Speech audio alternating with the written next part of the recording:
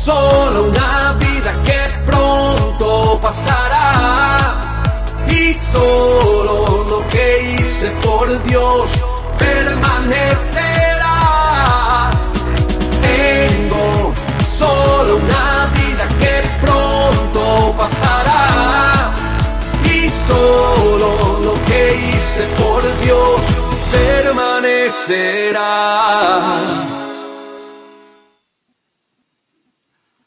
La semana pasada comenzamos esta espectacular serie Vida Bendecida, y la premisa es que no importa la estación de su vida, usted puede tener una vida bendecida. Nosotros vimos que una de las claves para vivir una vida bendecida es precisamente tener un corazón limpio. Dijimos que Dios da su bendición al limpio y puro de corazón. ¿Recuerda? Ahora nosotros vamos a ver el otro ingrediente, cómo Dios puede dar bendición a una persona. ¿Cuál es el secreto de vivir una vida bendecida? Y el secreto, número 1, comienza: Dios da su bendición a aquella persona que sabe dar y recibir perdón. Número 1, Dios da su bendición a la persona que sabe dar perdón. Mateo 5, 9, y luego saltamos al 23 y 24, reza de esta forma: bienaventurados los pacificadores, porque ellos serán llamados hijos de Dios. Ahora, Jesús continúa y da una ilustración de lo que significa, y dice: por tanto, si traes tu ofrenda al altar, y allí te acuerdas de que tu hermano tiene algo contra ti, deja allí tu ofrenda delante del altar y anda y reconcíliate primero con tu hermano. Entonces ve y presenta tu ofrenda. Esto es tremendo. Las personas querían traer su ofrenda delante del Señor, querían traer su ofrenda y querían adorar a Dios, pero Dios decía: mire, usted no va a obtener la bendición hasta que usted no arregle la situación con su hermano.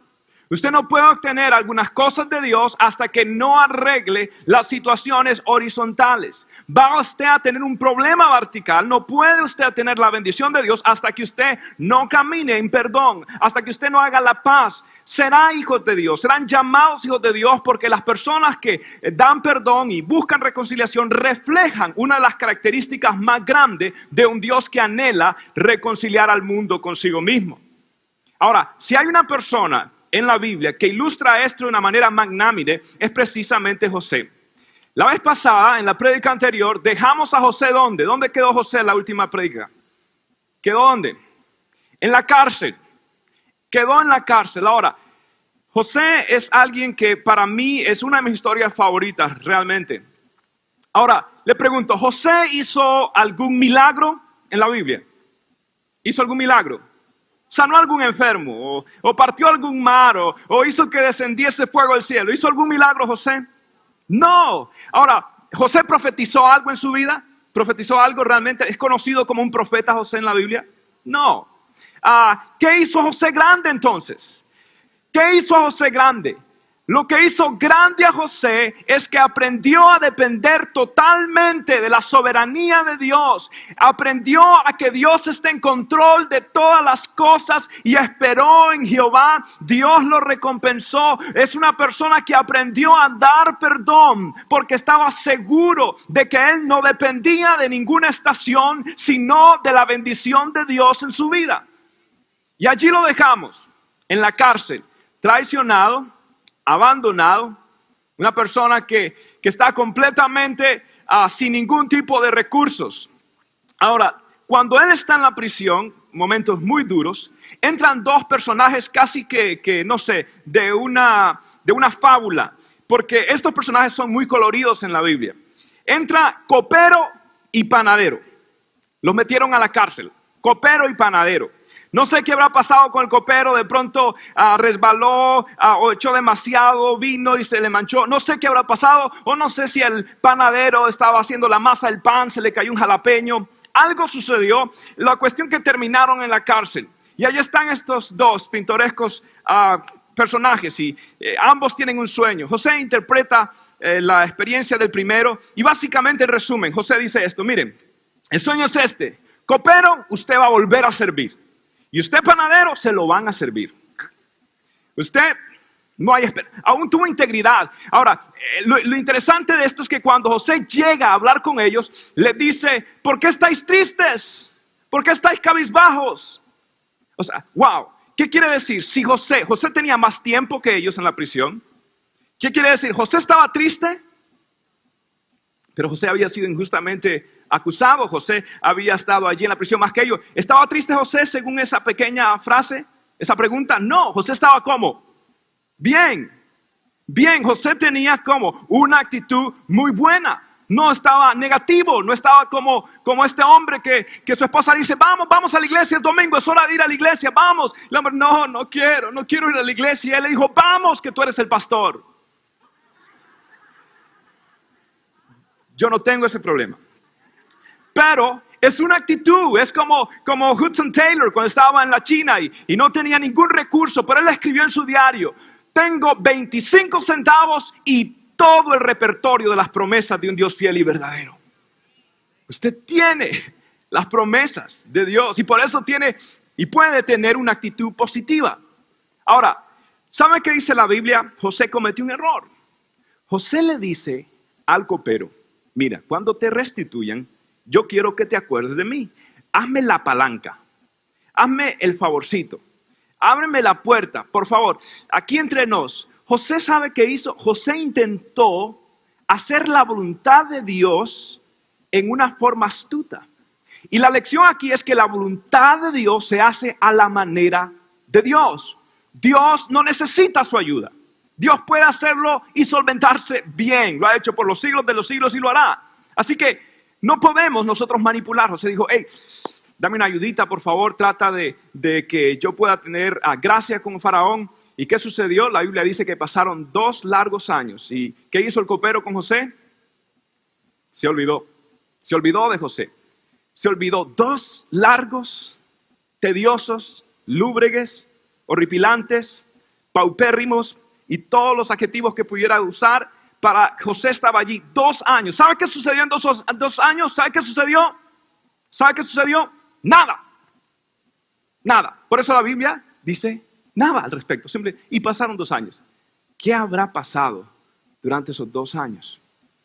Bien, el faraón tiene un sueño. Y Faraón tiene una visión de la vida agrícola, de espigas, y una visión, un sueño de la vida agropecuaria, la vida ganadera, donde ve unas vacas flacas, gordas y demás. Viene José y ahora llaman a José. Y hubo algo muy interesante. Yo quiero que usted vaya conmigo para leer lo que sucedió en Génesis 41, versículo 14. El faraón mandó llamar a José y enseguida lo sacaron de la cárcel. Luego de afeitarse y cambiarse ropa, escucha esto, toda nueva etapa requiere un nuevo código de conducta. ¿Me escuchó? Si Dios lo lleva al rey, más vale que se afeite. Más vale que usted sea sabio en los círculos que Dios lo ponga. Entonces, ¿qué sucede? Bueno, Dios lo llama y lo llaman a Faraón. Continuamos leyendo. Y dice, José se presentó ante el Faraón, quien le dijo, tuve un sueño que nadie ha podido interpretar. Pero me he enterado de que cuando tú oyes un sueño, eres capaz de interpretarlo. Mire qué respuesta. No soy yo quien puede hacerlo, respondió José, sino que es Dios. ¿Quién es? Yo, Dios. Dios. Y quien le dará al faraón una respuesta favorable. Esto es tremendo. Allí está José siendo llevado. Oswald Sanders en una ocasión dijo, no todo hombre puede llevar una copa llena. Dios tiene que irnos procesando para poder mantener un equilibrio en todas las bendiciones y etapas y estaciones que Dios me quiere llevar. Y Dios lo procesó. Si usted lee más atrás, quizás más o menos capítulo 37, cuando José empieza a narrar sus sueños a sus hermanos, dice, mi espiga estaba en el centro y ustedes se postraban ante mi espiga y me honraban. Los hermanos se enfurecieron.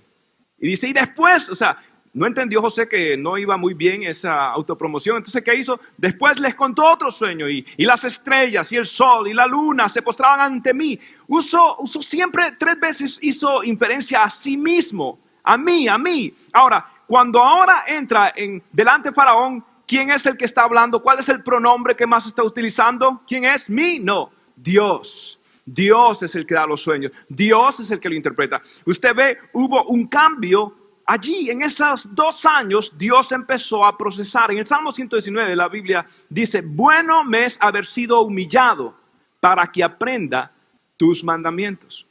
Dios tiene que quebrantar a las personas antes de usarlos. ¿Para qué? Para que la excelencia del poder sea de Dios y no de nosotros, porque tenemos este tesoro en vasos de barro. Y Dios nos va a ir moldeando en los momentos oscuros, al igual como un film, una cámara de esas antiguas, se revelan donde las fotografías, en lugares oscuros. Y así Dios va a ir formando en el hombre de Dios un carácter para que cuando lo lleven a un escenario, cuando Dios empiece a hacer cosas grandes, Él va a decir, ¿quién fue? No fui yo, fue Él. Yo no quiero vivir una vida que no sea explicable si no es por la gracia y la misericordia del Señor. Es Él, no yo. O sea, ahora lo reconoce.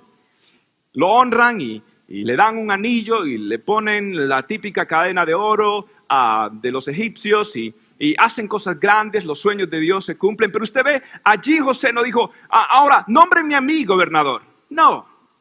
Antes él se autopromovió. Y escucha esto, toda autopromoción es autodestrucción. Pero cuando dejas que seas Dios que el que te promueva, esa posición quedará allí permanente porque Dios abrió las puertas y el carácter te mantendrá dentro de las puertas que Dios abrirá.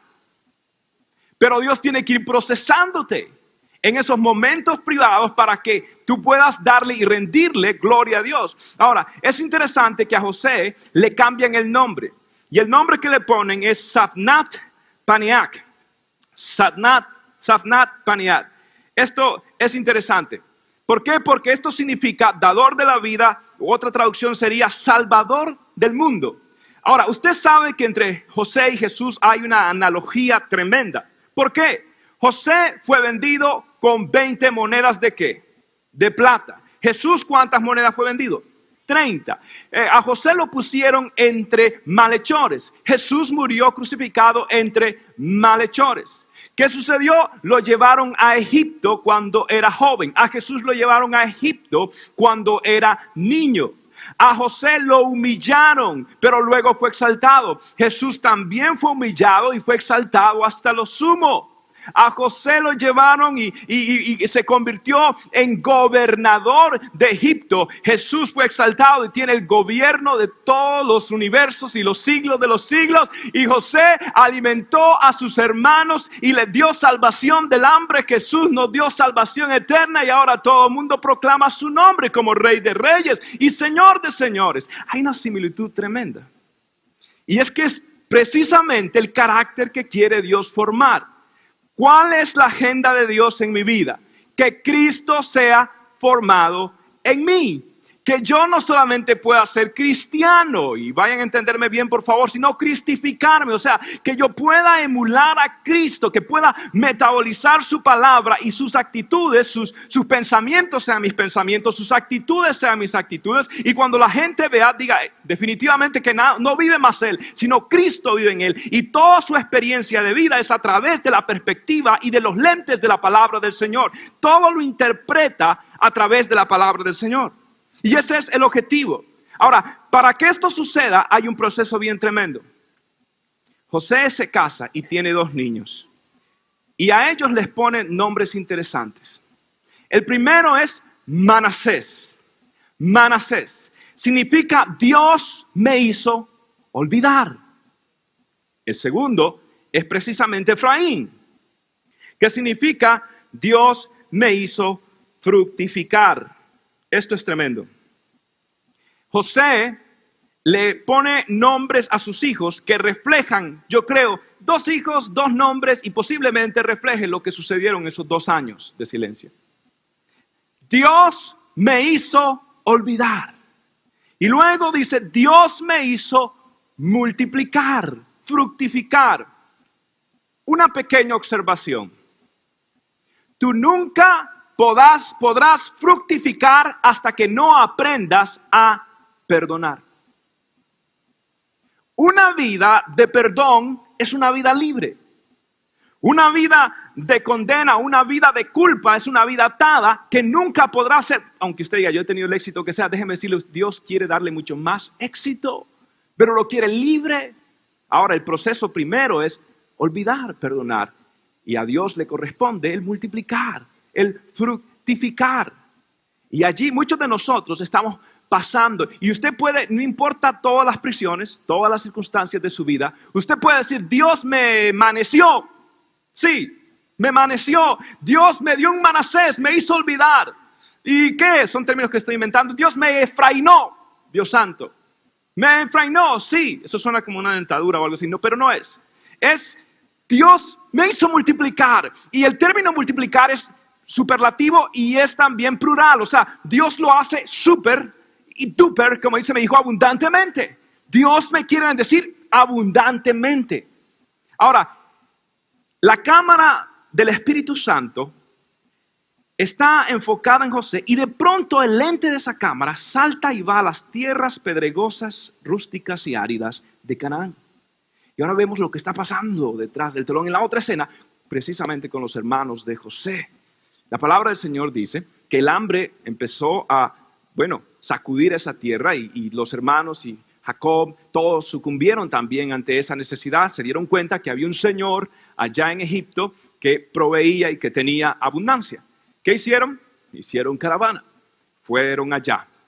Imagínense lo sobrecogido que ellos se sentían al llegar ante una multitud de diferentes pueblos, diferentes lenguajes, y cuando entraron a aquel palacio lleno de oro y con tanta abundancia, aquellos hambrientos hebreos, nómadas, que viajaban de un lugar a otro prácticamente, y llegan y ven tal esplendor, y entran.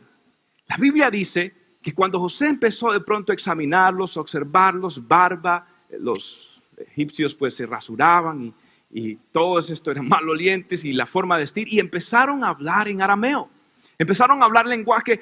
José hizo la cuenta, ¿será que son mis hermanos? Y la Biblia dice que José los reconoció. ¡Wow! Pero José no estaba seguro si realmente estos muchachos habían cambiado. Entonces él les hace una prueba. Y él les hace una prueba y dice, ustedes son espías. No, Señor, no somos espías. Nosotros hemos venido porque tenemos hambre. No, ustedes repitió otra vez la acusación y dijo, no, nosotros somos hijos de Jacob, el cual vive con mi hermano menor. Y allí sacó José la información que andaba buscando. Está bien mi papá, sigue vivo mi hermano menor. Y esto es tremendo. Entonces José diseña un plan tremendo. Dice, ¿saben qué? No voy a dejar ir a uno de ustedes hasta que no me traigan a su hermano menor para probar que su historia es cierta. Y acuérdense que en esa misma instancia mintieron otra vez, dijeron, y hay uno que no aparece. O siguieron con la mentira. José sabía que ellos no estaban listos y les hace una prueba vertical, horizontal. Ahora lo vamos a ver cómo descubrió José si estaban listos o no, o si habían cambiado o no. Entonces, detiene a Simeón. Ahora, ¿quién era el mayor de todos ellos? Rubén. Pero ¿por qué no detiene a Rubén? Porque Rubén intentó salvarlo.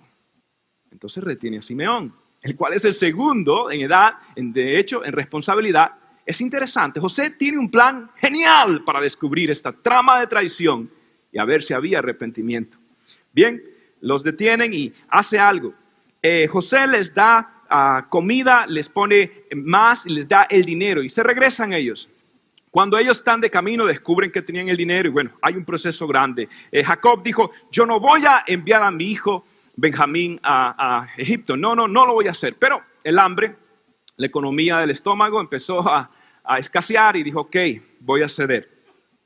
Ahora, es interesante que cuando Jacob envía a sus hermanos, a sus hijos, los envía de regreso, dice la Biblia que Jacob agarró los mejores, aunque la Biblia dice un poco de especia, un poco de especias aromáticas, un poco de esto, un poco de lo otro, empezó a preparar regalías, empezó a regalar presentes, a preparar presentes ¿para quién? Para el Señor de Egipto. ¿Sabe usted que en el pasado Jacob le había funcionado esa treta con su hermano Esaú? ¿Se acuerda? Cuando iba a encontrarlo, ¿qué hizo? Le empezó a preparar regalos y empezó a preparar su familia de una familia a otra, un hijo a otro. ¿Por qué? Porque le funcionó. ¿Y ahora qué va a hacer con el señor de Egipto? ¿Qué va a hacer? La misma estrategia. Nosotros queremos ayudarle a Dios. Nosotros, mire, ese es el problema, sobre todo los latinos, somos bien vivos, súper vivos. La cultura del avivato. Para vivos, busquen los latinos. Dios amado, inventan por la izquierda, debajo de la mesa, la mordida, tantas cosas, Dios amado. Siempre están inventando, no, que así se declara, que así se... ¿Usted quiere saber cómo hacer traquimaña? Dios mío. Tranquilo. No se lo hacen en West Palm Beach, váyase a Hialeah. El latino, los latinos y donde sea, mire, uno va a cualquier parte de Latinoamérica, Dios santo, inventamos. Y empezamos a interponernos en la voluntad del Señor. Las cosas de Dios se hacen a la manera de Dios, al tiempo de Dios. Jacob empezó a inventar. Bueno, llegan los hermanos allá. Y esto es interesante. Cuando llegan, José les tiene una cena. Llegan. Dice la Biblia que José los sentó según el orden de edad. Yo creo que estos muchachos debieron haberse puesto a pensar, ¿cómo sabe José la edad que tenemos nosotros? Lo estaba preparando. Hay 39.917.000 formas de acomodar a 11 personas según la edad. ¿Cómo José supo cuál de esos 39.917.000 posiciones? Hice la matemática. ¿Cómo lo supo? Debieron haberse imaginado de que José, Dios santo. Ahora, uno de los textos más conmovedores están a punto de leerlos, para que usted vea cómo encontró José ese reencuentro emotivo otra vez. Génesis 43, 26 y 30. Dice la palabra del Señor. Y vino José a casa, y ellos le trajeron el presente que tenían en su mano dentro de la casa, y se inclinaron ante él hasta la tierra. Entonces les preguntó José cómo estaban, y dijo, vuestro padre, el anciano que dijisteis, ¿lo pasa bien? ¿Vive todavía? ¿Cuál era la preocupación de José? Yo no veo rencor ahí. Es amor. Amor, lo primero que pregunta. Y ellos respondieron, bien, va a tu siervo, nuestro padre aún vive. Y se inclinaron e hicieron reverencia. Y esta parte es hermosa. Y alzando José sus ojos, vio a Benjamín, su hermano, hijo de su madre. Y dijo, ¿es este vuestro hermano menor de quien me hablasteis? Y dijo, Dios tenga misericordia de ti, hijo mío. Entonces José se apresuró porque se conmovieron sus entrañas a causa de su hermano y buscó dónde llorar y entró en su cámara y lloró allí. Wow. Esto es tremendo. El gran señor de Egipto, el gran hombre, el líder de millones, sus entrañas se conmovieron. En un momento, las memorias de 20 y pico de años empezaron a despolvarse. Y las emociones empezaron a florecer. Este era Benjamín. Cuando su mamá murió dándolo a luz. Entonces, ¿quién cuidaba de Benjamín, cree usted? José. ¿Por qué? Porque sus hermanos no eran de la mejor calaña. José cuidó de su hermanito y él cuidó a su bebito y José le daba de comer y José jugaba con su hermanito, su bebito, y más o menos tenía como 1 año cuando José fue desprendido brutalmente de su hermano, y José todo eso le empezó a invadir y empezó a sentir, este es mi hermano de carne y sangre, este es mi hermano amado, este es Benjamín, el cual mi madre murió dándolo a luz, de hecho lo llamó Benoni, recuerda a mi hijo de mi amargura, pero un padre tiene el poder de bendecir su hijo, lo cambió a Benjamín, un príncipe de Dios. Padre, usted tiene el poder para cambiar el destino de sus hijos. Ahora, allí está mi hermano, allí está sangre de mi sangre. Y José, de una forma increíble, el dique que detenía la presa de sus emociones se quiebra y este hombre desborda en llanto, en lágrimas, por ver a su hermano Benjamín, su hermanito Benjamín. Y luego regresa y le sirve 5 porciones más que a sus hermanos, le sirve más. Yo sé que también Benjamín era un teenager, era adolescente, de pronto necesitaba 5 veces más, pero le digo porque tengo un hijo adolescente, oren por la economía del pastor. La cuestión es de que le sirve más y por naturaleza es lo que él hacía antes y lo sirve. Y ahora, José diseña un plan de Dios realmente. José dice, ¿sabes qué? Cuando ellos se vayan, pongan en el costal de Benjamín una copa. Por eso sé que José y el copero se llevan bien porque hasta una copa le regaló. Ok, comentario aparte.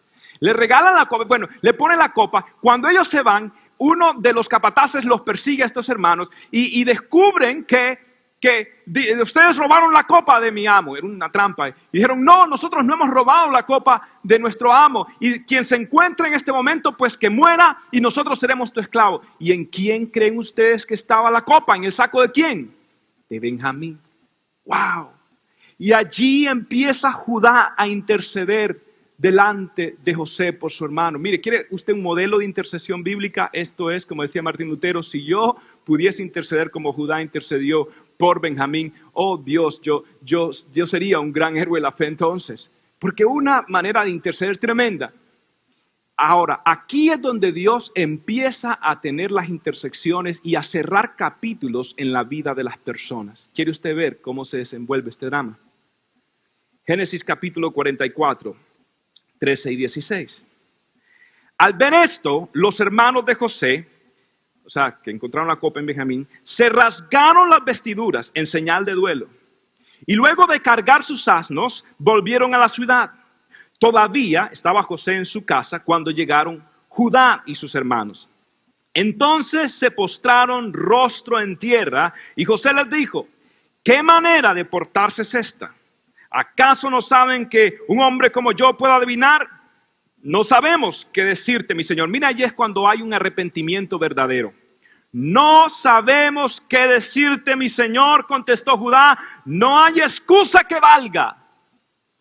Eso es verdadero arrepentimiento. ¿Cómo podremos demostrar nuestra inocencia? Preste atención a las siguientes palabras. Dios ha puesto al descubierto la maldad de sus siervos. Aquí nos tiene usted, somos sus esclavos, nosotros y el que tenía la copa. Esto es tremendo. Somos sus esclavos. Ahora, Dios ha descubierto ¿la qué? La iniquidad de sus siervos. Pregunta, ¿se habían ellos robado la copa? ¿Qué iniquidades? ¿De qué se sienten culpables ellos? ¿Están ellos entonces en un trato de Dios entendiendo que realmente no pecaron contra José, sino que habían pecado contra quién? ¿Contra Dios? Usted ve cuando los tratos de Dios empiezan a operar en una persona, no era la copa, pero ¿por qué reconocen iniquidad? Porque ellos sabían que ellos habían escondido su pecado y la Biblia dice que el que esconde su pecado no prosperará y que todo pecado oculto ha de ser manifiesto debajo del sol. No hay nada oculto y la palabra de Dios se cumple. Supe de un hombre que fue a comprar en Kentucky Fried Chicken pollo. Le dieron una bolsa, se fue al parque con su amiguita y cuando lo abrieron eran $12,000. Regresó, le dijo, mire, encontré esto. Ay, es que yo iba a ir a depositar, dijo el gerente del restaurante, y puse el dinero en la bolsa. Y gracias por devolver. ¿Sabe qué? Y le dio de comer y llamó a la prensa para felicitar al hombre. Y el hombre lo llamó y le tomaron foto y todo el hombre contento. Y al día siguiente su esposa verdadera vio la foto.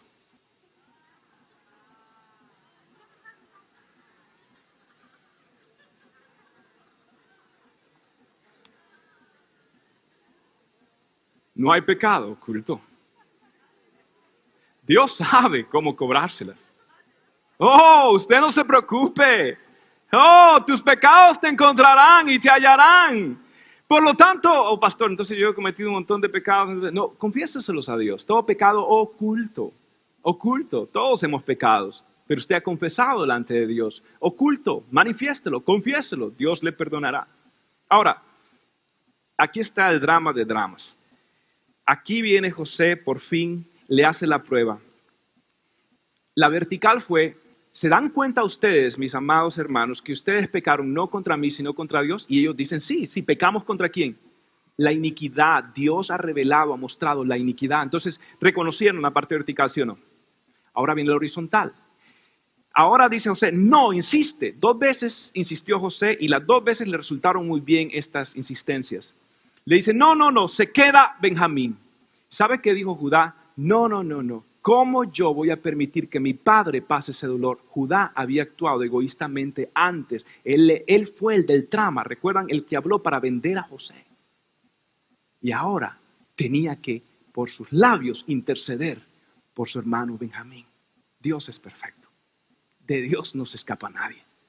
Oh, yes. Entonces, ¿ahora qué?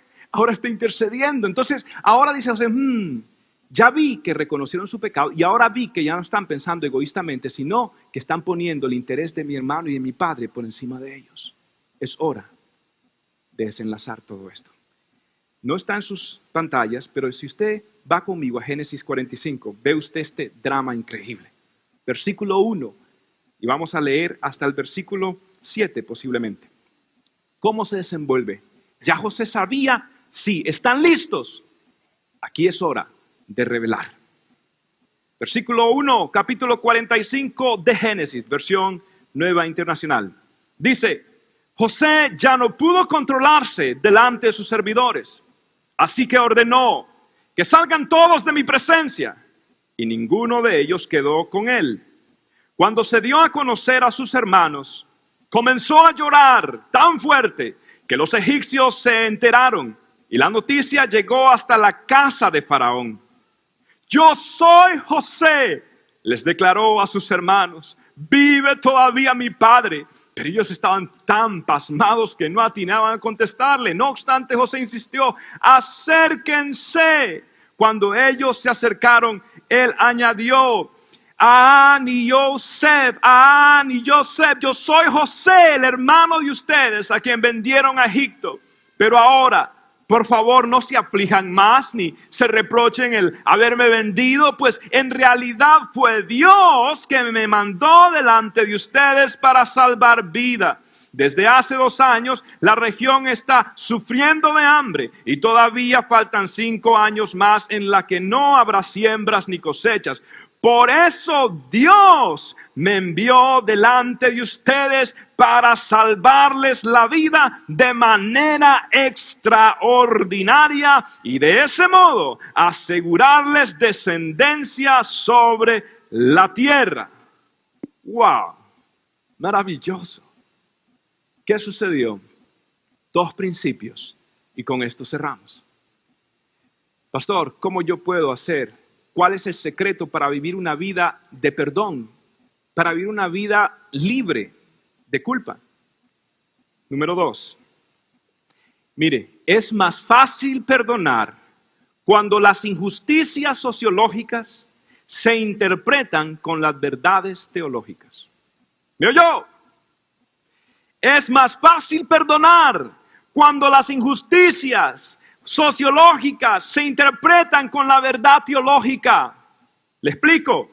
Génesis 45:5. Pero ahora, por favor, no se aflijan más, ni se reprochen el haberme vendido, pues en realidad fue Dios quien me mandó delante de ustedes para salvar la vida. Génesis 50:20. Es verdad que ustedes pensaron en hacerme mal, pero Dios transformó ese mal en bien para lograr lo que hoy estamos viendo, salvar la vida de mucha gente. Así que no tengan miedo, yo cuidaré de ustedes, yo cuidaré de sus hijos.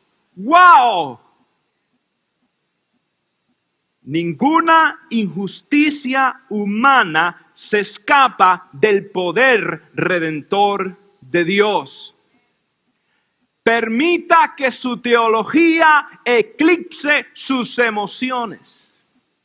Permite que su entendimiento de los propósitos de Dios pueda eclipsar todo aquello que el enemigo quiso traer a su vida y usted empiece a decir, tú pensaste en hacerme mal, pero Dios transformó ese mal en bien. ¿Sabes por qué? Porque ahora conozco a Dios de la forma que le conozco. Ahora sé que es Dios el que da sueños, es Dios el que cumple sueños, es a la manera de Dios. Ya no quiero apurarme, he aprendido a esperar esperar. Yo sé ahora, conozco a Dios diferente. Ninguna injusticia, ni nada que ha pasado en mi vida se ha escapado del poder de Dios. Antes de cualquier circunstancia venir a mi vida, tiene que pasar por el filtro de los dedos de Jehová, Dios poderoso. Y si Él lo permitió, Él tiene un plan. Y ahora lo entiendo, porque tú no hubieses conocido a Dios de la forma que lo conoces si no hubieses estado en escasez y en pobreza. Y ahora tú sabes que Jehová Jireh, el Jehová provee. Tú no hubieses conocido a Dios de la forma que lo conoces si no te hubieran rechazado, si no te hubieran abandonado, si no hubieran venido a atacarte, pero ahora le conoces como Jehová Nisi. Jehová es mi estandarte. No hubieras conocido hasta que estuviste solo, y ahora te conoces a Dios como Jehová Shammah, el Dios que está allí presente. No hubieras conocido hasta que estuviste enfermo, conociste a Jehová Rafa, el Dios que te sana. Hasta que estuviste débil, sin opciones, sin que nadie viniera a tu rescate, ni una llamada de nadie. Hasta cuando estabas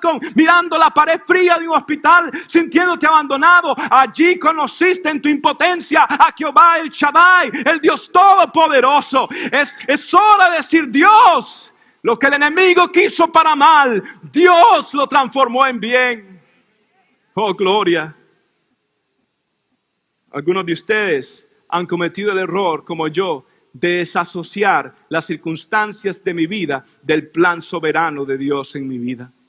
Ninguna circunstancia está desconectada del propósito soberano de Dios. Por eso todas las cosas ayudan a bien. Aquellos que conforme a su propósito son llamados. Hay un propósito en medio. Y usted dirá: pero es que es un problema sociológico. No, usted tiene que tener un pensamiento teológico. Usted tiene que sus creencias afectar su conducta y la forma que usted ve la vida. Y eso es precisamente cuando usted empieza a tomar la mente de Cristo. Y usted puede decir: no, estas injusticias humanas son entendidas e interpretadas con las verdades teológicas, las verdades de un Dios todopoderoso. Muchos conocemos el himno Divina Gracia, pero nosotros no conocemos lo que John Newton escribió en una ocasión: las cosas gloriosas que hablan de ti. Horas tediosas y sin sabor son cuando Cristo no está en mi visión. El sol de verano brilla tímidamente y los campos luchan en vano por su verdor. Pero cuán feliz en Cristo estoy yo, pues Él hace mi diciembre tan grato como mi mayo. Dios hace mi diciembre tan grato como mi mayo cuando Dios está allí conmigo. Dios está allí. Permita que las verdades de Dios eclipsen sus emociones y empiece usted a pensar como Dios piensa. Empiece usted a ver que no importa el diciembre, Dios puede cambiarlo en mayo si su compañía está con usted. No importa lo que pase. Joe Bailey, un hombre famoso que escribió sobre la pérdida de sus 3 hijos, Danny, Johnny y Joe. Este último tenía 4 años cuando padeció y murió. De los 4 años cuando murió de leucemia. Y este hombre perdió a sus 3 hijos.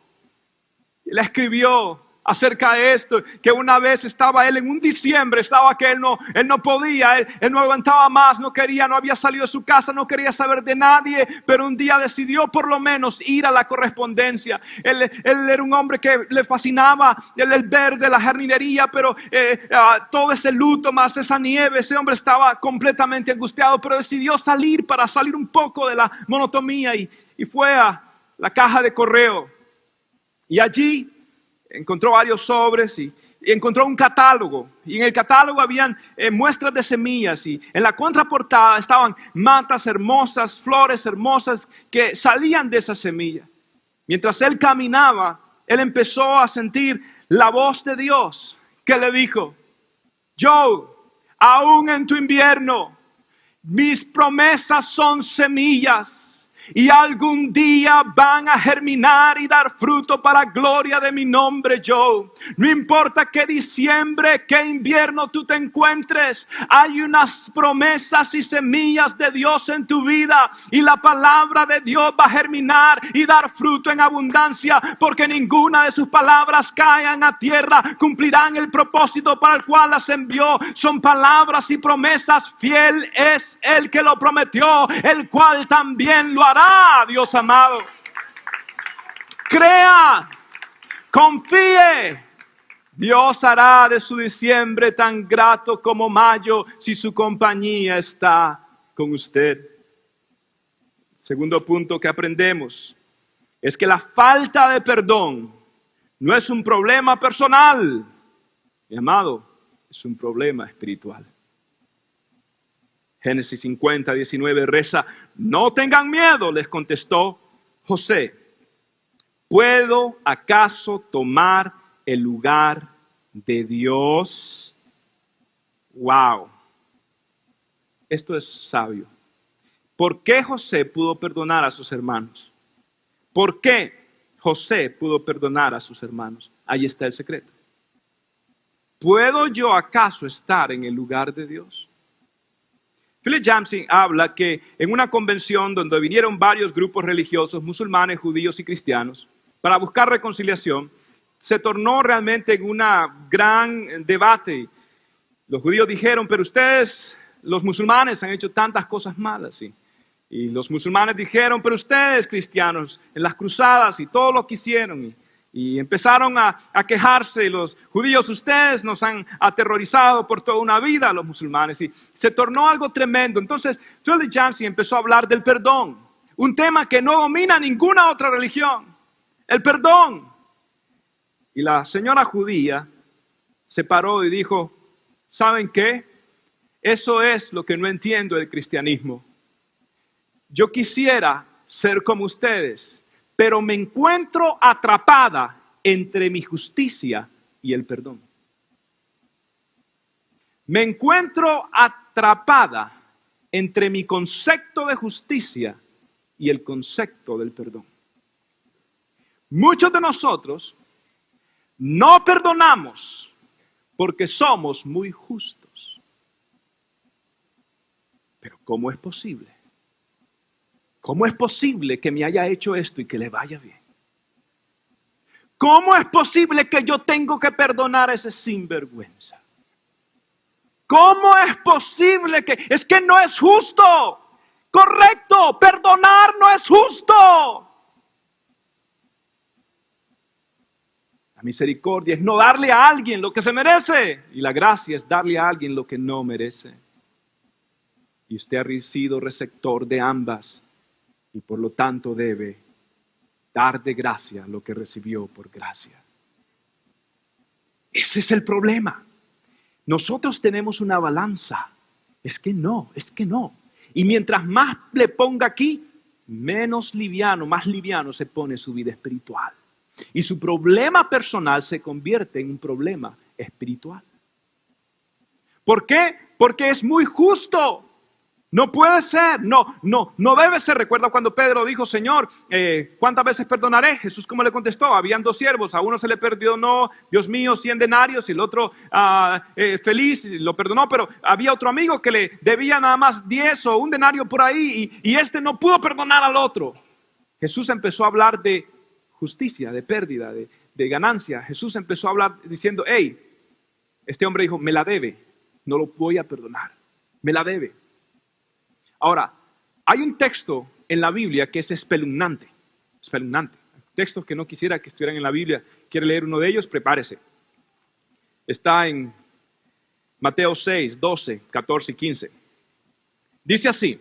Es más, antes de ponerlo, no lo lea. Voy a hacer una pregunta. ¿Cuántos de ustedes se saben el Padre Nuestro? ¿Cuántos de ustedes se saben el Padre Nuestro? A ver, a la one, a la 2 y a la 3. Padre nuestro que estás en los cielos, santificado sea tu nombre.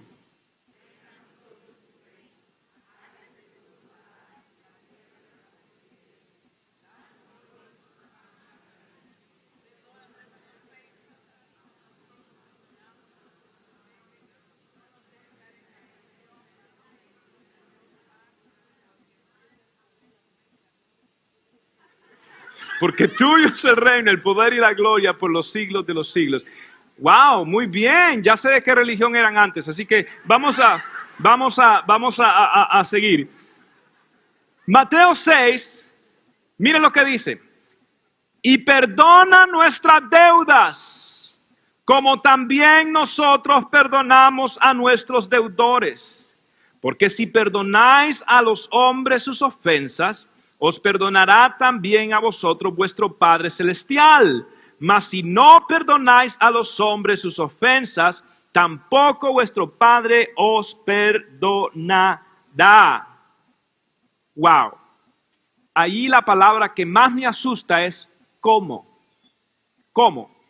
La que me pone nervioso es perdona nuestras deudas. No lo oigo. Perdona nuestras deudas.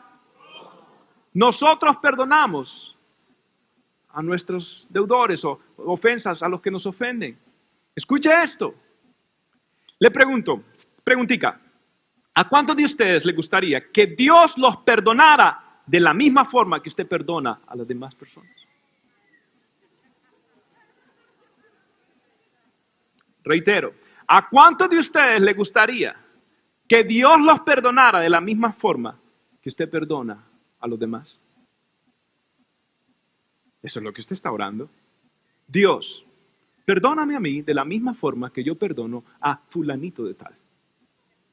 Señor, de la misma forma que yo lo perdoné, así quiero que tú me perdones, oh Dios.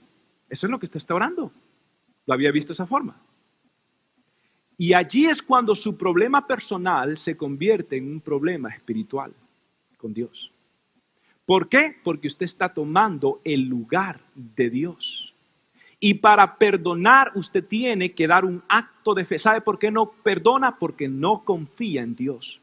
Porque Dios dice en Romanos 12, no os venguéis por vosotros mismos. Antes bien, dad lugar a la ira de Dios. En otras palabras, requiere un acto de fe. De yo poder perdonar y quitarme mi sotana de juez. Es lo que hizo José. Yo me quité la sotana. Yo no soy el que los va a juzgar.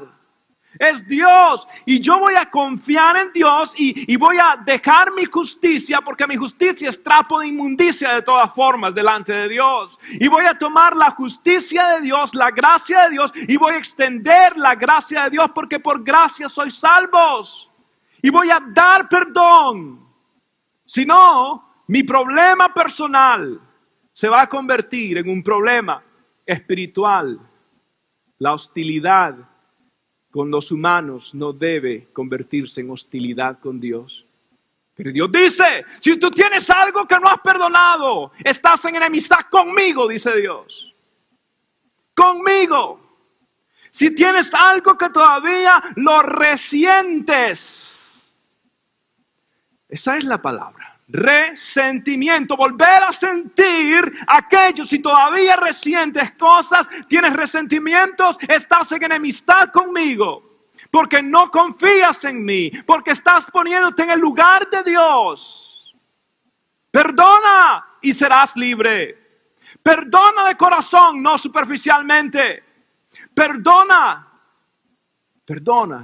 dice Dios. Da un regalo. ¿Cuántos creen que la salvación es un regalo? ¿Cuántos creen que el perdón de Dios es un regalo no merecido? Es un don de Dios. Entonces Dios dice, dalo por don, por regalo. ¿Por qué perdonar? Perdón. Por ese don que Dios me dio, yo daré perdón. Es un regalo. Un regalo que usted recibió, y si no perdón, usted no está dando el regalo que Dios le dio a usted. Usted está atancando la obra de Dios en su vida y no va a ser fructífero hasta que usted aprenda a perdonar. Entonces va a aprender a fructificar, dice el Señor. Y aquí hay sabiduría. Dar ese regalo, quitar el resentir otra vez y empezar a obtener el perdón de Dios. La palabra más común para perdón es dar libertad a alguien que sea libre. Es dar libertad a un prisionero. Y cuando usted dé libertad a ese prisionero, encontrará que el prisionero era usted. Dios dice, no convierta, no deje que su problema personal se convierta en un problema espiritual. ¿Y cómo hacer? Pues entienda que las injusticias sociológicas son interpretadas con una verdad teológica. Sus emociones son eclipsadas por el poder y el conocimiento de saber que Dios permitió todo con un propósito santo y soberano. Y entonces usted tendrá la bendición cuando aprenda a caminar en perdón y a soltar. Como hizo este hombre, Chris Williams, febrero 9, 2007, hace 3 años. Un adolescente causó un accidente y mató a su esposa, a sus hijos. Y este hombre empezó y aprendió a soltar y a dar ese don. Quiero que vea este video y preste atención a la historia, el testimonio de Chris Williams. 13.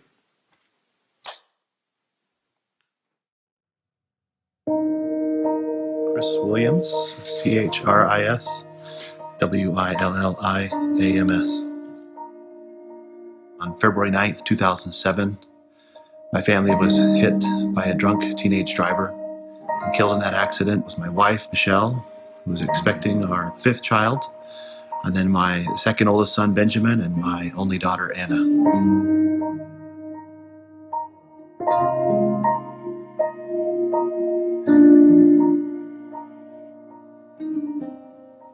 It was a Friday night like any other in our family. It was full of fun. We'd gone out to dinner as a family, and my oldest son was off with friends. I saw a pair of headlights coming at me at incredibly fast rate of speed, so as I tried to do some maneuvers to get out of the way, it was too late. We were hit broadside or T-boned. As I surveyed the scene and saw my wife, I saw her chest go down and her last breath leave her body, and I wanted to cry out for her to come back. Okay, stop right there, Sam. The next sound I heard was of me wailing and grieving the fact that they were gone. It was as near to an out-of-body experience as I could have, listening and realizing that I was the one making that sound. I've never felt so vulnerable in my life. I've never felt so crushed, spiritually, emotionally, and physically. If you have a teenager out past midnight, you don't like to receive a call. I got up and took the phone, and on the other end of the line, a man identified himself as being from the Salt Lake City Police Department. Told us that he had our son Cameron. Told us that Cameron was intoxicated, that he'd been in an accident, but he was okay. And he told us as a result of the accident that 3 people had been killed.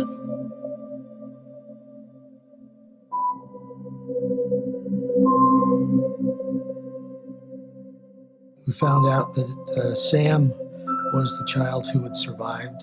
So we went up to the University Hospital where Chris's family were there. Even at that moment, we're all blubbering and crying, and Chris is laying on the gurney in a neck brace. And one of the first things he asks is, how was the young man who was driving the other car? For the first few months after the accident, I think it was just the initial shock that such a huge part of my life was now gone. And that's a very difficult thing to go through, to kneel down and desire to speak to my Father in heaven when I'm so lonely or when I'm so anguished. It's an interesting conversation to have. He doesn't immediately try and make it better. He listens to me first. And I thought that was very helpful. He allowed me to get that anger off my chest. But inevitably, he would always come back and teach me about his son, Jesus Christ. When I did feel anger, or there was just a deep sense of loneliness, I didn't direct that at the person that had caused this. It directed itself at the Savior. As I looked out the driver's window and saw the overturned car that had hit us and struck us, in my heart I didn't know, and in my mind I didn't understand or comprehend still how it had happened. or who had done it to us, or what the circumstances were. The only thing I remember feeling and sensing is that I needed to let this go. There's Jesus's way to resolve problems, to address situations, to handle sorrow. And then there's some other way. It's something that I think Chris clued into early in life. And so when the moment came for him in that car, sitting there, I believe he had made the decision long ago what he would do if he was ever in that situation. About a year ago, Chris and Cameron met for the first time and talked. The first time that I met him, I was in a room and he walked in and he had a big smile on his face. And I had no smile because I'm facing the man, that I had done this to. He came and he gave me a handshake. He was completely willing to talk about what had happened that night, how he felt about it. Chris was able to say things that Cameron needed to hear. And he didn't mince words. He let him know how he was feeling, what it meant.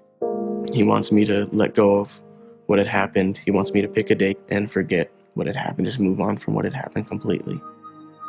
There's no way to explain it. It's an overwhelming feeling of thankfulness, of gratefulness, of strength to see him and to see how he's acted in this situation. After we went to the funeral, one of our neighbors that was at the funeral came up to us and said, "Have you read the article about Chris?" And it was his article about forgiveness. My feeling was that I was just completely overcome with, it was like being washed out, the despair was being washed out from my soul. And knowing that somebody like that could so freely forgive, it was freeing to me to know that he could respond in that fashion. The thought and sentiment I expressed as I sat down with Cameron was simply this, that if through the forgiveness or through anything else he had seen or heard about me doing after the accident, that he should know it was merely the Savior working through me. I had merely put myself in a situation to be a vessel through which the Spirit, through which his example, through which his knowledge, his intelligence, his brilliance could shine. That's really all I had to do, was to not get in the way of that. I wanted him to understand that I really didn't have much to do with any of the goodness that has come out of that. It's become more significant to me, the fact that he had forgiven me. And I know that's because he knows and he has a testimony and a relationship with Jesus Christ. I'm grateful that God allows tragedies and trials to occur in our lives. Not because they're easy or because they're desired, but because they help us love. And that too was a wonderful blessing because I saw my brother.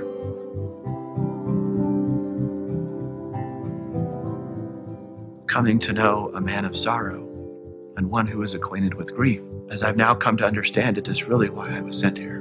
And it has been incredibly difficult to have to learn those lessons in the way that I've learned them. But I've always ended those episodes of grief with an assurance and a hope that one day, perhaps I will see him as he is.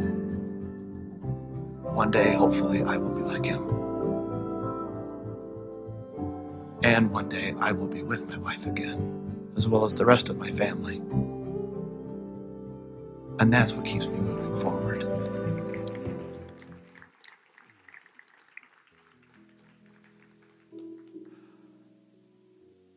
Dios me puso en una situación así para simplemente ser un vaso de su amor. Un padre que perdió a sus hijos, a su esposa. Nada bueno hay en mí, es lo que recibí de él. ¿Sabe qué dijo primero? Mi anhelo y mi sueño es ver a Jesús. Luego dijo ver a mi esposa, a mi familia. Mi sueño, mi anhelo es ser como él. Perdón. Es un regalo de Dios. no puedes ser egoísta y guardarlo para ti. Tienes que darlo. Tienes que entregarlo. Puesto de pie, por favor.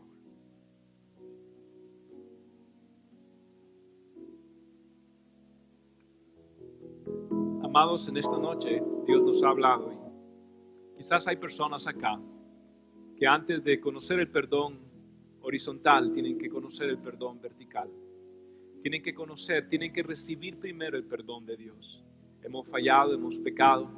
En esta noche usted tiene la oportunidad de ponerse a cuentas con Dios, de tener paz con Dios, pedirle perdón por sus pecados y entregarle ahora su vida a Dios. ¿Quiere hacerlo? ¿Quiere entregarle su vida a Jesús? Si usted quiere hacerlo, allí donde está, repita conmigo estas palabras. Son las palabras más importantes de su vida, pero no valen si no las hace de corazón. Allí donde está, mi amigo, haga conmigo esta oración. Diga: Señor Jesús, perdona mis pecados, perdona mis errores. Te confieso toda mi maldad. Jesús, perdóname. Límpiame con tu sangre. Creo en Jesús. Creo que murió por mí, que resucitó por mí, que Él me perdona, que desde hoy tengo paz con Dios. Espíritu Santo, ven dentro de mí, habita en mí, dame tu paz, dame tu perdón, Señor. Hago este pacto en el nombre de Jesús. Soy libre, tengo paz en el corazón, tengo paz con Dios. En el nombre de Jesús. Amén. Tengo solo una vida que pronto pasará, y solo lo que hice por Dios permanecerá. Tengo solo una vida que pronto pasará, y solo lo que hice por Dios permanecerá.